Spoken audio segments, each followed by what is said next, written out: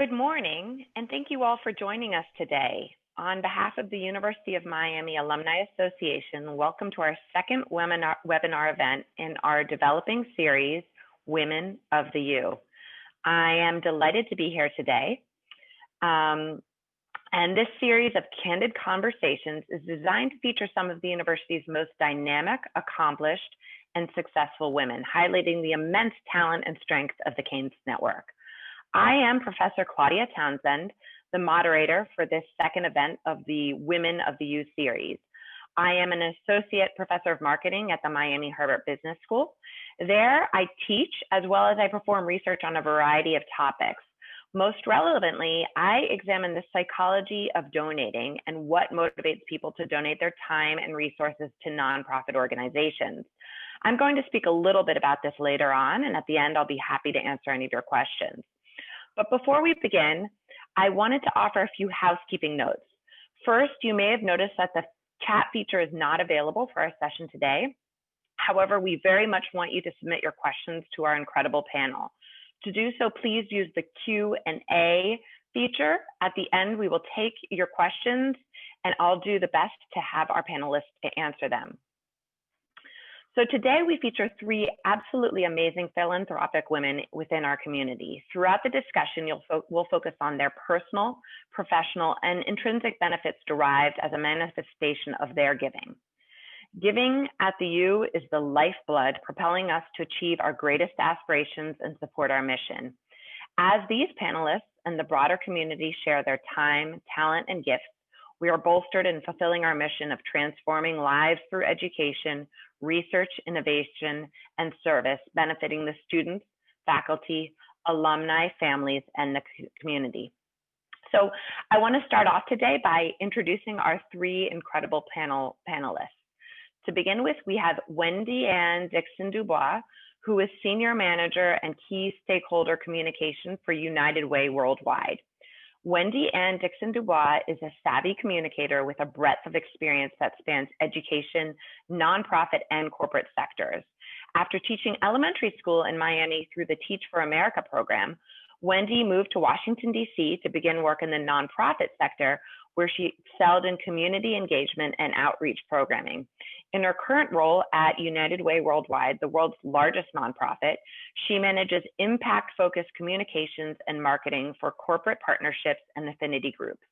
Wendy holds a BA from the University of Miami and a Master's of Nonprofit Management from the University of Central Florida. Our next panelist is Abby Vincenzio. She is an extremely active philanthropist in the Miami area. Driven by profound gratitude, Abby vowed to honor her son's premature birth and survival through family philanthropy. The Vincenzio family mission is to work to equalize access to healthcare and education in underserved minority communities. Abby and her family created the Alex, Abby, and Matteo Vincenzio Endowed Fund for Pediatrics at the University of Miami as an instrument to fund ongoing pediatric needs for the university. Most recently, Abby and her family initiated a STEAM Labs project to bring STEAM Labs to underserved Miami-Dade county public schools, elementary schools, as well as personally funding STEAM Labs at Silverbluff Elementary School, which is just down the road from and Arcola Lakes Elementary School. Abby has served on many community boards, including the Estate and Planning Giving Advisory Board, the Dean's Advisory Committee for the School of Education and Human Development, and Baptist Health Foundation. Third, we have Stephanie Sylvester. She is the Chief Programs Officer, Chief Information Officer at the Children's Trust.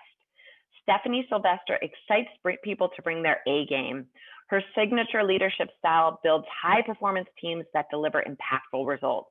Whether she's working in the private sector or the public sector, Stephanie is a powerhouse transformational leader, parlaying advanced degrees in development economics and Latin America studies and hands-on IT leadership in the Subway and Burger King franchise world into her role as Chief Program Officer and Chief Information Officer at the Children's Trust. She now manages a $184 million portfolio. She has launched 3 initiatives around capacity building, cross-funder collaboration, and innovation. Moreover, she completely transformed the IT infrastructure, resulting in South Florida Business Journal awarding her CIO of the Year in 2019. She is currently a board member with Aqua Foundation. She was a board member for Habitat for Humanity of Greater Miami, and she has led a team of over 2,000 women volunteers to build 7 Habitat for Humanity homes in Liberty City. She was the co-founder and facilitator of the Commonwealth Institute's Accelerated Growth Business Forum. She served as the secretary and program chair for Communities and Schools Board of Directors, as well as a number of other incredible organizations. Stephanie graduated from the University of Southern California with a BA in International Relations and the University of Miami with an MA in International Studies and International Economics. So, as is quite obvious, today we have 3 absolutely impressive women here to discuss how they're giving back. So, as I mentioned, some of my research focuses on what a nonprofit organization can do to motivate donors to give. Just to give you a little idea of what I look at, I have, for example, I have one paper with 2 of our former doctoral students, one who is now a professor at USF and one who is now a professor at FSU. And this paper looks at the decision to make a donation. And what we find is actually our decision as a donor to give is actually 2 decisions. The first decision is, am I going to give or not? And then the second decision is, okay, how much time or how much money am I going to give? What our research shows is that this first decision is really largely based on how my feelings about myself relate to the organization. Does the organization feel close to me? Does the cause feel close to me? So this is more kind of a selfish decision, we'll say. It's really about the donor. The second decision, when it comes to, okay, how much time or how much money I'm going to give, is really motivated based on my feelings about the cause and the organization and less about myself. So do I think the organization will do a good job with the money? Will they be effective? And is the cause one that is needy? So that's just one finding to give you a glimpse at how we academics think about these things. But more broadly, the research on giving and pro-social behavior looks at kind of 3 areas. One is, how do people think about the cause? Does the problem resonate with them? And how do you make a problem resonate with people so they understand and want to help out? The second is the organization. How do you present the organization in the best light so that people get the mission and have faith in it and want to help support it? And the third is kind of the more psychological side of things, which is about the donor, who they are, what causes hit close to home for them, and how you can make a cause resonate with them. So what the research also examines is what we do as donors and what we get out of helping out. In fact, there's a huge body of work, a lot of research on the topic of happiness. And what's nice is that it shows us that we now know that the easiest and most effective way to make ourselves happy is by giving and helping others. Spending money on others versus ourselves is shown to have a greater impact on happiness. Spending time with others, particularly in the care of others or helping others, also has an immense impact on happiness. So now I want to turn it back over to these 3 incredible women who have clearly already figured this out. They're giving their time and resources with abundance to those around them. So as a community, we are lucky to have them. And on this Zoom call today, we're lucky to have them sharing their expertise with us. So let's dig in. I want to start by kind of going to each of them and having them tell me a little bit, having them tell all of us a little bit about what inspires them to give and kind of what they have done with this inspiration. What are their current projects? So Wendy, why don't we start with you? Can you tell us what inspires you to devote so much time and attention to others in the service of others? And what are your current projects you're working on right now? Well, I find that our greatest gift is the time that we have to give to others. And our gifts are intended to be shared. And so the value in those gifts is also how we're sharing and participating in joy with one another. I find that in my day-to-day work, which is why I've chosen a career in the nonprofit sector. And I find that I have opportunities to feel enriched and to give literally every single day. And then also in my volunteer time. So I give to the university, I give to friends and family, and I, give of myself in so many ways. And I think that's what continues to inspire me to stay on this course and to continue in the career sector that I've chosen and to spend the time, quote unquote, free time in the way that I do. That's fantastic. So I would imagine that in your day-to-day work, while you're giving, we're working from home, we're working from the office, you may not have on a day-to-day level the ability to see how your giving is working, see how your time and effort is giving back. You're not necessarily in touch with the people who you're helping on a day-to-day basis. How do you motivate yourself? What makes you kind of understand the impact you're having without seeing it on a daily basis? Definitely challenging. And as I started my career in direct services and working, one-on-one with students, it was easy to get that. As I've excelled in my career, I now work, much more in the ivory tower, as we refer to it, that is a little bit further away. And so those moments don't necessarily come every single day, but it's when you hear the stories of impact, when you see that people have given and they've felt, that joy that you've mentioned in your research, or when you hear the stories of those who have been on the beneficiary side or receiving end of the gifts, the time, the donations, and you realize that it's in those moments that everything that you're doing day to day that feels like a grind is, rewarded tenfold. Great. So you can call back those really important moments, even if they're not happening today. Maybe a couple months ago, you had that really lovely conversation, and that exactly. kind of stays You dig with you. deep and rely on those stories and those memories to really keep you driven every day. Great. Fantastic. So I'll get back to you with a couple more questions. But Abby, I'd love to turn to you. Once again, I would love to hear a little bit about kind of what you're doing today. What are your projects that excite you today, and what inspires you? You have devoted so much of your life to giving back, to programs around Miami, to even University of Miami, and I'd love to hear kind of what inspires you to do that. Sure. Thank you. Thank you for having me today. And what a great time of year to be having this discussion. So for us, as was made clear, I'm the only one here that didn't go to as a student, but our affinity to the university is because of being a community member in Miami. It's certainly important to support higher education in our community. And certainly we've all engaged culturally and from sports perspectives or benefited from research that's happening there. But for us personally, our affinity to the university and what inspires us to move forward in our family philanthropy is that our son, who turned 10 actually yesterday, his life was saved by the University of Miami at the Miller School of Medicine at Holtz Children's. So 10 years ago this week, we were sent for an emergency delivery of a preemie baby that was at the brink of heart failure. And we were told that the only institution in our community that could handle his type of needs and his situation was to be at Holtz.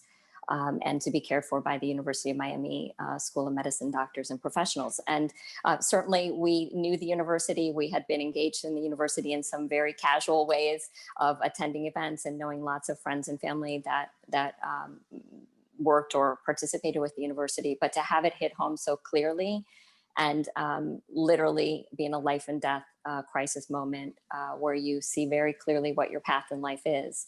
Our son was a preemie in the NICU for a month. And over that time, we saw, the real care and concern that happens every day at the University of Miami and the research that's happening, regardless of a person's ability to pay. Which I think is very important to us as a family. And then seeing as our son progressed along in his development, wanting to make good on his survival. And honestly, those were conversations that you have at the deepest crisis moments in a life of saying, what are we here for? And why did this happen to our little 3-pound innocent baby? And you realize he was going to survive, but it was my job and my responsibility that I took happily to honor his survival for the rest of my life by giving back to the institution that saved him. And so again, finding our voice, finding our ability to really impact others that are in much worse situations, but maybe don't have the same voice or have the same ability to systemically make impact. I think that that's what inspires us, is that, you know, again, we had what we needed most when we needed it most as a family. So how do we then stand tall for others, you know, when they need it most? And then, you know, the flip side of that is, you know, as a family looking to do something that was age appropriate to our son and systemic to help the institution. So foundation, you know, building the endowment is something that's ongoing. So to your point of what are we doing currently, the endowment is fully funded now, which is exciting to us. And one of the stipulations we included in the endowment process was that our son is actively engaged annually in deciding how those proceeds are reinvested back into the research or the community or the programmatic support. So our son at the age, we started building the endowment at age 4 of our son, and he was involved in hands-on activities like raising car seats. He helped raise over 200 car seats for Jackson Hospital. He helped raise over 400 books for the Mailman Center, he and his friends. So again, you know, doing things that were age appropriate while we were building the endowment, because money doesn't mean anything to a 5-year-old. But then wanting to have it just be part of who he is. And at age 8, he started attending those annual meetings to help decide how the funding will occur. And that's a responsibility that he'll have going forward. And that inspires me, is how do we raise up, you know, a human being that knows where he comes from and out of gratitude can help others. That is fantastic. I love that you took what many could see as, you know, a really negative event and turned it into, you know, perhaps one of the most beautiful parts of, you know, your child's life and your life. Yeah. I love this idea of kind of the fact that you recognize that even without being an alum, you can be a part of the University of Miami community. I can tell you, when I moved to Miami 10 years ago, I would walk around the streets and I would see everyone in this UM gear. Yeah. And at first I was a little confused. I said, it's not that big a school. How can there be so many alums? And it was only after a little while that I started to figure out that so many people feel connected to this institution. And it's not just sports. They're attending evening classes. They love the work that the university is doing. They love the hospital. And so a lot of people feel a part of this institution without having attended a class there or something. And I love hearing that. That makes me very happy. So thank you. So Stephanie, I'd love to turn to you as well and hear from you about kind of what it is you do today and what inspires you to work so wonderfully for everyone around you on all the incredible projects you do. So let's start with what inspires me. I would say my dad inspires me. When I was a child, my dad used to tell me that I'm exceedingly talented and that it's my responsibility to ensure that I maximize my talents, but that I can't just use it for myself, that I must help others. And that if I was to be a great Christian, I need to be the conduit of the Lord's love and use my talent to uplift and help other people. And that's what I've been doing since I was a child. I remember coming to University of Miami and not so sure how this is going to work, and walking around the student center and running into a young lady named Carrie Edmondson, now Carrie Short. And she's like, what are you doing? You look a little lost. And she gave me a job at the Volunteer Services Center. And that really launched my volunteering and giving back in Miami. And I've always believed in giving back in a way that empowers and it amplifies people's dignity. And I spent about 20 years working with Habitat, building on a home, on the build site, advocating for people to ensure that they have homes. And as you mentioned, building 7 homes in Liberty City with only women volunteers, which was a great thing. And you know, all of those things sounds wonderful and great and awesome, but really at the end of the day, I feel like I'm the one that normally wins, because I have created an immensely diverse and awesome friend garden of people that I've met through my volunteering. Quite a number of them are on the webinar today that heard that I was giving a speech and came to support me. And that's the kind of thing that I receive when volunteering and giving back. So that's the reason why I give back, because my friend garden keeps growing. I say that it's not even really a friend garden anymore. It's about a 5-acre friendship paradise that no matter where you go. Yeah, exactly. I like that. A friend. I should start calling it a friend farm. Yes, absolutely.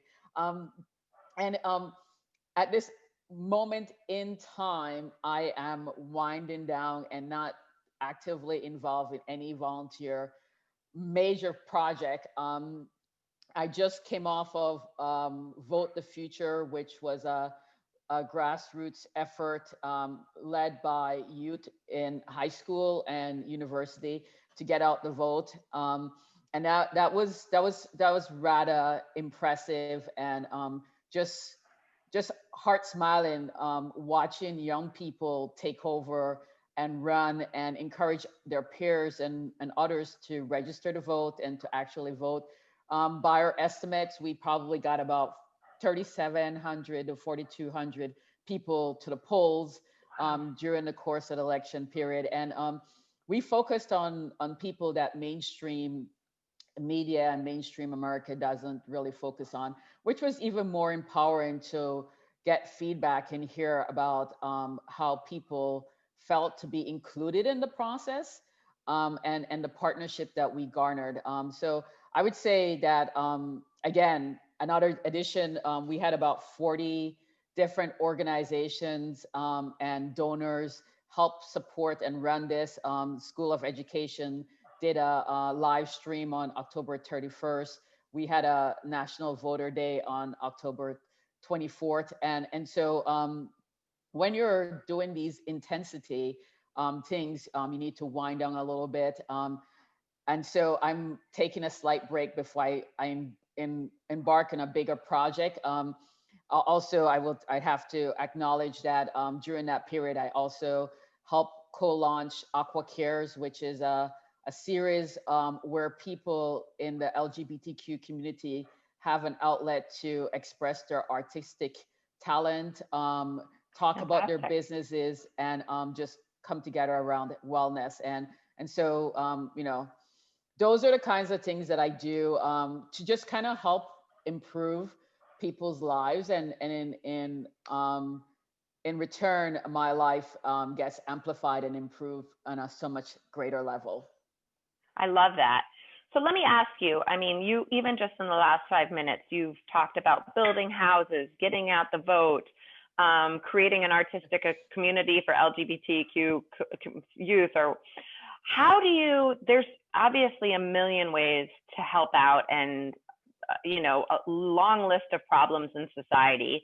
You seem to have dabbled in many of them. How do you pick where you put your energies? It's just, I mean, it's so fantastic, the variety of organizations and causes that have been lucky enough to receive your energy, but how do you pick them? Well, so elections and habitat, very personal. I was on my way back to Belize when elections happened, and the party my dad was aligned with lost, and so the job and the life I had in Belize disappeared, and so I came to Miami instead, and created a life that I would have had in Belize in Miami. I felt like Belize is, if I couldn't live in Belize, Miami was the next best thing. And now I think Miami is the best thing that could have happened to me. We're happy to hear that. University of Miami embraced my differences and made me feel welcome. And I decided to stay in Miami, and it's been very welcoming and rewarding to live here. Habitat, I experienced when I first moved here from Belize, just the having to live in not really a good housing situation and being crammed in. And I just felt, I recall how I felt, and being able to help people get their homes and advocate for them right? I'm able to go, and if somebody has done me something wrong, or if I feel that I'm entitled to something that I'm not getting, I can go advocate for myself, and I can hold the line. But there's quite a number of people in this world that don't have the tenacity and the wherewithal to do that, and to be able to use that skill to help them is so rewarding. I think that's like the best thing, being able to help leverage your skills and talent to do something that you will have no impact with. Um, and then LGBTQ, when I realized that I was definitely more attracted to women than I were to men. Or the Aqua Foundation was embrace me and help me navigate through. So I don't have some of the horror stories that people talk about coming out and so forth. I have just positive stories. Had a wonderful group of women that embrace and support me, and it's more positive and around partying than it is about negative side effects. And so I just believe that more people should have my experience, as opposed to the other experiences that we are most common when you hear about people talking about their coming out. And education and children. I am constantly about the future. It's important that we invest in the children. I know that if I did not have a great education, I would not be sitting here. I would not achieve the success that I've achieved. Um, Even though I might have achieved some success in Belize, having to start over from ground zero as an immigrant with not much money or zero money is very difficult and can be demoralizing. But because I had the education foundation, I was able to pull myself up and leverage the help and that was offered to me on the way. So I believe that education is important. Not to say that I'm not interested in other topics and so forth, but those are the things that really gets me fired up, because there's lived experiences. And I believe you mentioned that, right? The lived experiences causes people to be more passionate about what they Absolutely. invest in.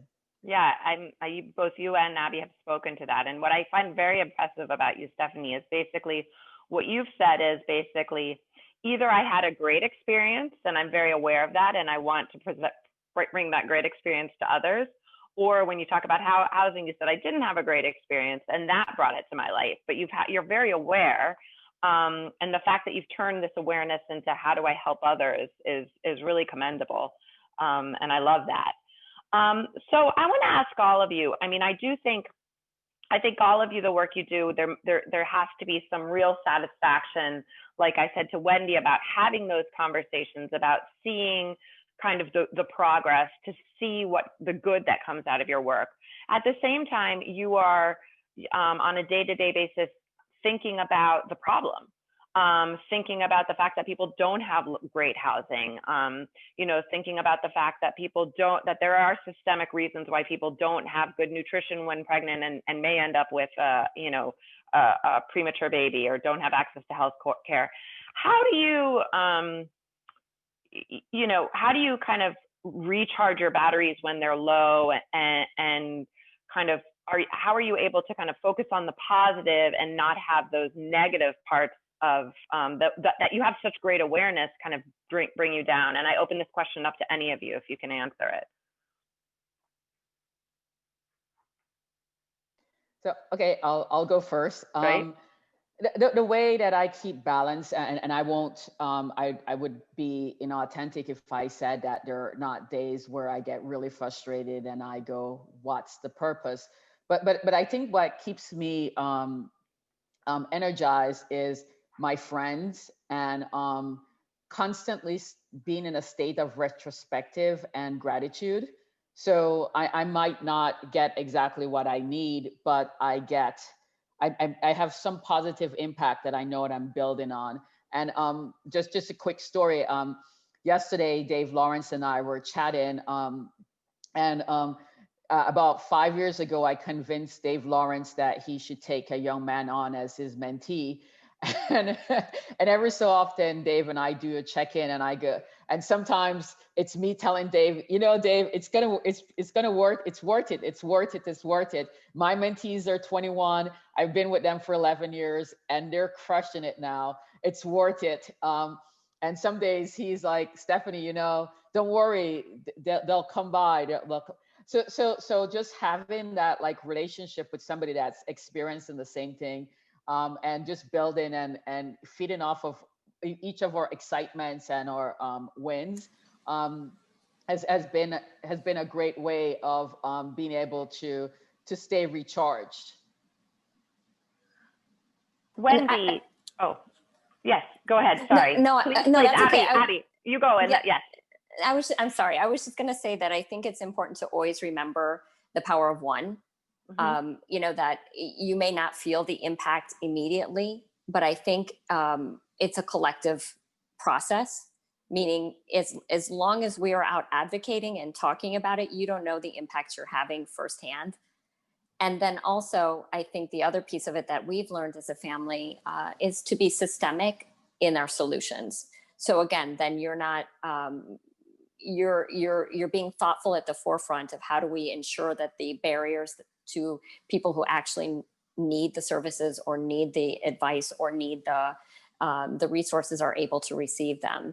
And I think we've learned in that way, like the endowment, for example. I know that that's something that's important to the university. It's that you commit a sum of money. The sum of money is collected. It's invested by the university, and then those resources are known to the university for the life of the institution. So not only does the resource grow, but then the institution can plan forward. So again, those are things that we've learned as a family, certainly in our process of just trying to make impact in a community, that I think are important, that you can have concrete discussions about wanting to give and wanting it to be very, very, very transparent and impactful, and measurable. And I think that that's also part of deciding, how to give and in what organizational strategy you do.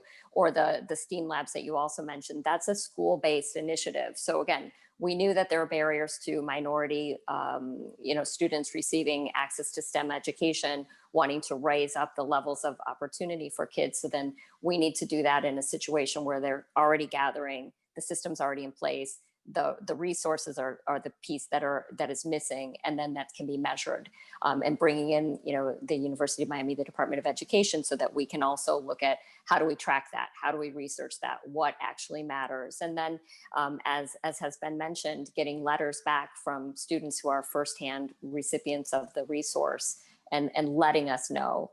How rewarding. Yeah. Yes, absolutely. I will do this because you believed in me. I never knew that someone who didn't know me could care so much about me.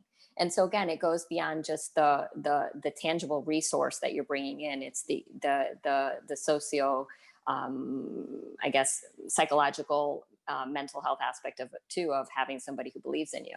Yeah. And then raising up another level of people who, are in, second grade potentially, but they feel believed in to start out their life path instead of needing to wait to have lots of stumbling blocks to try to find a mentor later in life. And I think that there's a lot of goodness in that too.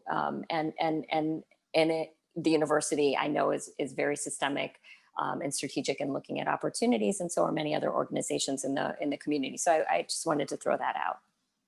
No, I think that's lovely. Wendy, I was going to ask you at an organization like United Way that helps in so many vast areas, I can imagine that could be daunting. So how do you process that? Yeah, with United Way, we focus on education, income, and health, and we really look towards helping every person in every community. So it is literally everything except puppies and climate change. But it's a vast area. There's always something, and we look at what are the root causes of things, right? So how are we addressing, as Abby and Stephanie have both alluded to, is looking at root causes and addressing how can we change an entire system while also impacting individuals. So it's a both and happening at the same time. And similarly with my work with the University of Miami and the Black Alumni Society, serving on the executive board has been quite the experience for me. And it's really a full circle moment because I started in undergrad as president of United Black Students. And it was in the moment that I remember interviewing for the Black Alumni Society Scholarship, where I met Stan Thornton sitting across the table from me, asking these questions about, well, why is it that you need this scholarship now? And, how does this affect your financial aid and so forth? And for me in that moment, it was a critical and pivotal moment because I found that I was really feeling like I was deserving of this award and this the scholarship because I had put in so much work and been supporting the university, been an active student leader. And then the financial side of it, my mother had just been laid off, and I knew that all of my finances were going to change even more than they had already been while in college.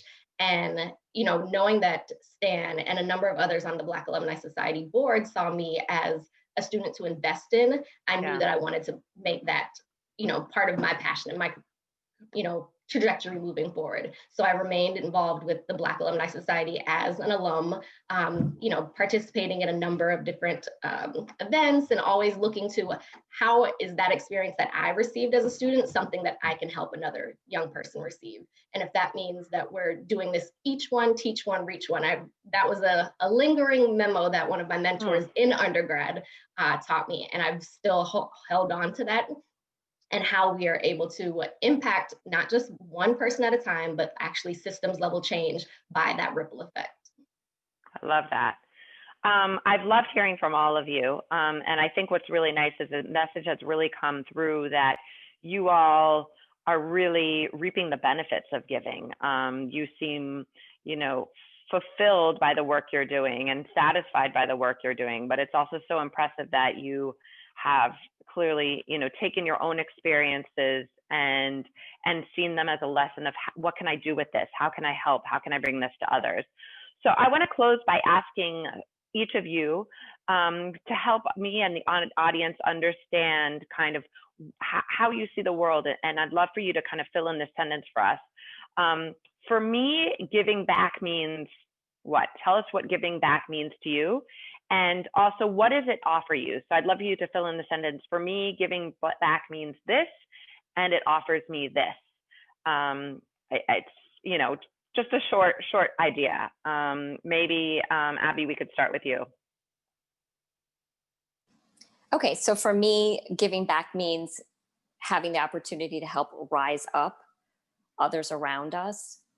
And it offers me the chance to personally help. Absolutely, yeah. Wendy or Stephanie?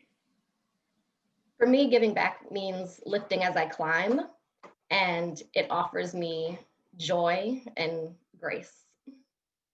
Lovely, joy and grace. For me, giving back means being the conduit of the Lord's love, and it offers me excitement and joy, and being able to say that I'm freaking out with joy whenever something awesome happens, or excited about the possibilities when we're about to embark on something crazy and maybe not mainstream. I love this. Thank you all. This has been really wonderful. So now I'm going to open it up. We do have some questions from the audience, and some of them are more general and some of them are specifically targeting each of you. And so I want to make sure that we get to answer all of these. The first one is actually for you, Wendy. Just to repeat, you had a wonderful mantra about lifting up, teaching, lifting up. Can you repeat that and explain it in a little bit more detail? Sure. It was each one, teach one, reach one. Each one, meaning each of us must do it. Exactly. Teach one. So find one person, whether we're talking about mentoring or, teaching a specific skill, and reaching one. And how does that essentially affect or impact their life moving forward? I love that. You guys are clearly fulfilling that. Maybe I need to be doing a little bit of better job of that, but it's very inspiring. Doing the research, that's the hard work. I'd like to think so. And I do think, my work in the classroom, I love reaching the students and really getting them to understand something or opening their eyes up to something. So now I have a more general question that I'd love all of you or any of you to answer. How do you know you're using your gifts? You're all clearly very talented humans, talented women. how do you know that what you're doing is kind of the most effective way, what you're meant to be doing? It sounds like, you all seem to be spreading yourself rather thin, doing so many different things. And clearly there's other ways you could be spending your time, and yet you've picked these causes. How do you know that this is kind of the right thing to be doing? I'll jump in on that one. And I think for me, I think it's so authentically just, who I am, and a commitment I made very clearly with my son's survival. Yeah. So it's not an option for us as a family. That's just the path we're on. And I think that is certainly, it was a coping skill in the beginning to say this happened to us for a reason, and I'm going to find the good in it. And I'm gonna spend the rest of my life doing so. But the flip side of that is I'm gonna raise a human being that knows that it's his also his opportunity to make good on having the resources he needed. And I say that as hopeful as I can be, that this is our story, this is what resonated with us, this was our moment of crisis or critical point that everyone has spoken about here, but we'll all have a critical moment in our lives. So what resonates for us and how we're living that is how we're living that seems to be the way to process for us. But if that's, again, climate change or beach cleanups or get out the vote or whatever, message resonates in one's own family, I think it's important to do something and whatever that means. And for us, this is the path we're on, but that is, I think that's our true north, is to say, we're here for a reason. Our son is here for a reason.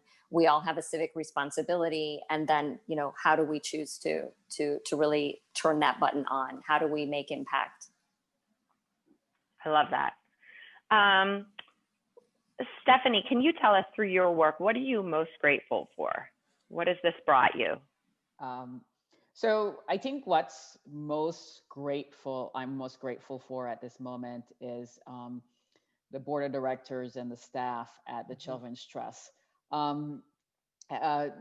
Because of them, I am able to do things that allows me to give back. So while the Children's Trust is all about giving support, improving the lives of children and family in Miami-Dade County, it can't be done by itself. We have an amazing team of people. And because we have that, I'm able to spend some of my free time giving back as opposed to working extra hours. And I think that has gone a long way in me continuing to be able to do what I've been doing and take on these paradigm shifting projects in the community and really be able to bring them to successful conclusion. So I would say that right now I'm grateful for the staff and the board of directors at the Children's Trust for allowing me and encouraging me to do this. And then of course I would be remiss if I did not say that mad appreciation for my girlfriend who puts up with me being absent sometimes because I am on a call when I should be paying attention to her. I love that. So we have another question, which is really, I think, probably from someone who is involved and is on a board of directors. And they're saying to you all, for those of you working in nonprofit organizations, how can the members of the board of directors assist you with achieving the mission of the organization? How do you use or value those relationships, those with the board of directors, and what can they be doing to help? Maybe Wendy, you can speak to this? Sure. Yeah, I think it varies a bit based on the size of the organization for which you're serving. So whether it's a smaller local nonprofit, there are so many actual tactical skills that you can provide because oftentimes the staff are, they're short-staffed and limited capacity. And so, having that expertise in especially things like accounting and all of the back office stuff that usually, nonprofits of smaller scale are more focused on providing the program and direct service. So those tactical skills are really important, the technical side. But then also on the larger organizations, the United Way Worldwides of the world are, how are you providing those connections and using your network as a resource to help expand what the program and the mission work really looks like? And so it's positioning yourself to be a connector as well. And, I think that's what it really boils down to, is how are we using our position, our privilege, our power to make those connections for those that are equal to us and those who may not necessarily have the same access that we do. I love that. I also wonder, across all three of you, you're working on different projects. And when you start a project, how do you kind of upfront decide how you're going to measure success? And then how do you personally measure success on a project? It might be specific to the project or more broadly. How do you say this worked, we should continue this, and maybe this isn't where I should be putting my time and resources? So I'll go. So usually I start a project because somebody came to me and said, Stephanie, we should do this. And they usually get me to say yes before I have done too much analysis. And as I am, so at the front end, I start off with, this is our goal, and then the goal evolves and changes as the project evolves until it's usually something bigger than myself. And I have a team of people that are doing it. And the way I know that it's been successful is because there's a group of people that have come together around the idea and have taken it and made it bigger than I could have made it. And personally, I know that I'm gaining success because people keep coming and asking me to be part of their project. So I'm like, I must be doing something right. That's great. So not too formal, very organic. And I think that gives us an opportunity to fail. Yeah. And pivot as you're moving forward. I feel like when we're too specific with the goals, it almost locks us in. And always we get unintended consequences, like the Vote the Future effort. It started with trying to get more people registered to vote and more people vote in. And it ended with having about 150 young people excited about voting and getting people to vote. And so there's 150 young people, some of who couldn't even vote in this election, that are inspired and fired up about voting. So just imagine if you say that each person is a multiplier of 10. So that's like about 15,000, 16,000 people in Miami-Dade that will be voters for life that might otherwise not have been. And so that's not something we set out to do, but that's one of the positive wins of the project. In economics, we call that positive externalities. So you're focusing on this, but there may be all these other positive benefits going on around it. Abby, you had spoken to this briefly. You said when you set up the STEAM programs in the school, you do have kind of a metric for measuring, how are we going to see the success of the STEAM programs? And so you do that with all your projects, and how do you come up with those? Yeah, it's certainly something we've learned. And again, this is, again, we're in our mid 40s. We're, 20 years into trying as adults, trying to make some kind of impact in our own worlds. And you learn more, and you become more, I think, strategic in how you move forward. Because again, in the beginning, as you mentioned, I've been involved with other organizations, and you try to serve in lots of capacity, and everyone's doing so many great things in a community like ours, but really being very, very specific in the organizations or the initiatives that we're involved with. And certainly maybe different than the other panelists, I'm not representing any organization. This is just, a family philanthropy service mission based on our own experience. So what calls us to serve and is looking at inequities that we feel are obvious, in healthcare or education, and then how do you give a child a fair shot to equal up in opportunity from the get-go. And so for us, we've always said, we want to be involved. For us at this point in our life, attending a gala or getting our picture in the newspaper isn't what drives us. Our motivation to serve is to really impact lives. And then how do you know that you're impacting lives? So again, looking at very systemic approaches As I said, with the endowment, it's very systemic. We want to be working in ongoing research or ongoing programming that's happening at the university where there is measurement matrices in place. I love that we're involved in research for health issues through the University of Miami, but then we're also working with the Miami-Dade County Public Schools for the STEAM labs in schools that are STEAM certified. The school district is already utilizing intense time and energy in building STEAM capacity in those schools. And they're using more time and energy in instruction hours.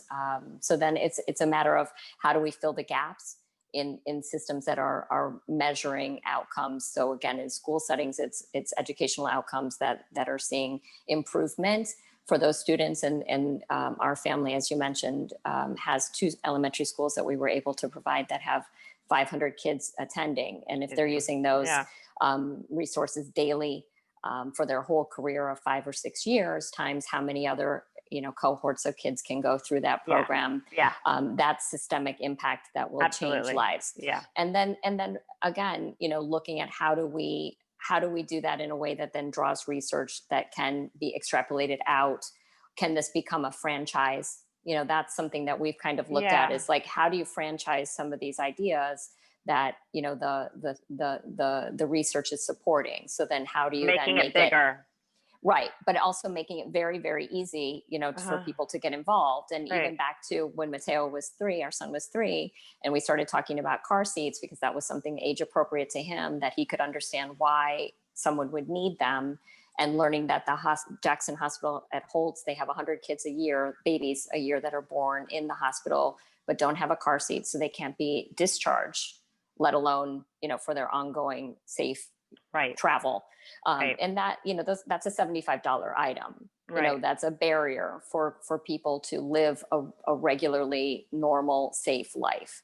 So then how do you, again, look at the systemic, needs that are in place? They're measurable, they're outcomes that we can trace in injury prevention and certainly cost to a health institution and to a family. And then, trying to make that personal to others so that they see the reason that they can get involved at any price point. It's not about just, naming a building or, we're not all in those positions, and certainly we're not as a family, but wanting to still make impact in our community. And we can do that by looking at systemic institutions and outcomes and helping to fill those gaps. I love that. Wendy, United Way, presumably, it's a big organization. They presumably have some sort of metric when they start on a new project. Or does it vary by project? How do they measure success? What measured gets funded, gets achieved, right? So there are always criteria and indicators. So United Way uses the Global Results Framework as a means for all United Ways across the globe to input their data and what are the outputs and outcomes that they're seeing occur year to year. So all of those things absolutely matter, and somebody's paying attention to them, even if day to day it doesn't seem like it. Those criteria are also what helps people to decide how are they going to fund, how are they going to continue to support, because they want to see results. On the flip side, when you ask about personally, how do we measure our success? And I think, early in my career, I was definitely that person who checked the boxes. Step 1, I'm going to graduate with a bachelor's, I'm getting my master's, following all of those trajectories that are, the societal norms. And I think now that I've gotten a little bit older, I realized that there are some things that are more intrinsic, and you're not going to be able to fill out, check a box or fill in a spreadsheet to answer those questions. And it is the greater reward and a feeling. And how are you connecting people? How are you helping people? How are others relating to you? And how are you being a greater conduit of success and seeing other people fulfill their potential? And it necessarily isn't going to be checked in a spreadsheet. I love that. So we are just about to run out of time. So I just wanted to give you each an opportunity to, if you have one final thing to say. And I think you were allowed to put out a call to action for each of you to touch on one of the charities of your choice. So Stephanie, can you go first, please? So I think the one thing I would like to leave everybody with is the fact that anybody can have an impact. When I first moved to Miami, I definitely didn't have treasures, but I did have time and some talent. And I was able to have impact. I think that sometimes people get diluted into thinking that you must have a vast war chest of dollars or um, bountiful talent, but I think it's the the the time is very important. I started out just giving my time because that's all I could. Then I did my talent, and now I am able to sometimes give my treasures, but not nearly as much as say somebody else that can set up an endowment or something like that. Um, and today I would say that the School of Education is an important school at University of Miami. I advocate that that you would donate if you can, and again, thinking about starting with $25 and do a recurring donation for a year, and $25 might not seem like a lot in a month, but at the end of the year you can get you can get to a nice amount, and then every 2 years that you get a paycheck, a pay increase, Yeah. increase your given by that amount, and you'll be so surprised how after a few years you look back and your given is actually substantial. So encourage you to do School of Education, because that's an important school. Thank you. Thank you. We just have time to quickly hear from the other two. I'll Abby. jump in. Oh, Wendy, please. Wendy. I'd like to suggest people consider donating to the University of Miami Black Alumni Society Scholarship, as that does award scholarships each year to deserving students based on academic and financial need. And so the link is in the chat as well. If you are interested in donating to the Black Alumni Society Scholarship, I can definitely say I've reaped the benefits and continue to support. So thank you. Great, finally. And Abby. Yes, and thank you for the conversation. And I'd say if you tuned in today, you already felt a call to action. So find what moves you. What has been important to us, as we've talked about, is helping to support the University of Miami for the Department of Pediatrics. So our fund information is there as well, if that's of interest to you. And I just encourage you to get out and do something that matters. Thank you. So thank you, everyone. We had a large audience today. I want to thank everyone who tuned into this event. I really want to thank our three panelists. I know I learned a lot and was certainly inspired. I want to ask everyone to stay tuned for more information regarding our Women of the U series as we spotlight the Women of the U. Our next event will be next year, January 2021, featuring women in the business of sports. So that should be interesting. Please visit alumni.miami.edu for a full listing of programs available to the community. Once again, I was honored and humbled to be a part of this event, and I want to thank all the panelists and attendees for coming. Thank you so much.